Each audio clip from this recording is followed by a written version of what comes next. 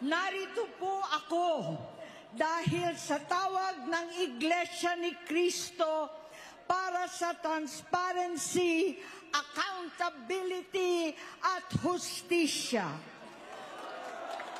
At dahil sa tawag ng sarili kong konsensya, bilang senador, bilang kapatid, bilang Pilipino.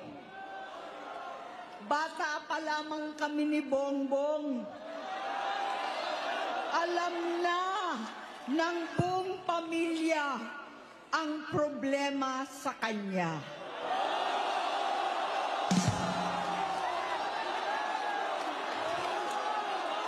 Sa totoo lang, mababasa naman ng lahat ang mga testimonya ng aking ama patungkol sa kanyang ugali at gawain.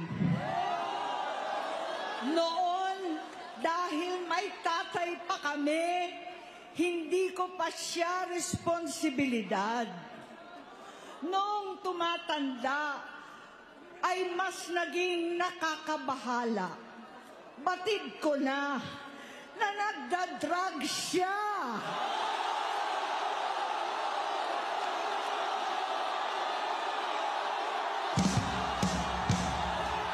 Nalaman ko at ng pamilya, nalaman ng pamilya, seryoso ito.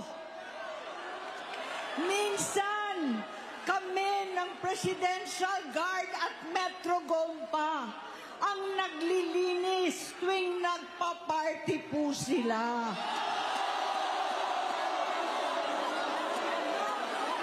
Namuhay kaming magkakapatid sa ibang bansa. Kami-kami lang. Kinumbinsi ko pa si Bongbong, pakasalan mo na si Lisa.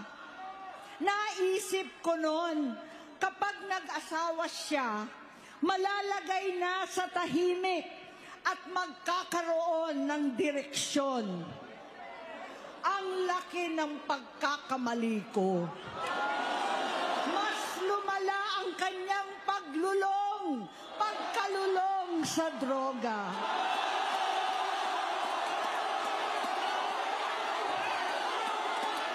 Dahil parehas pala silang mag-asawa.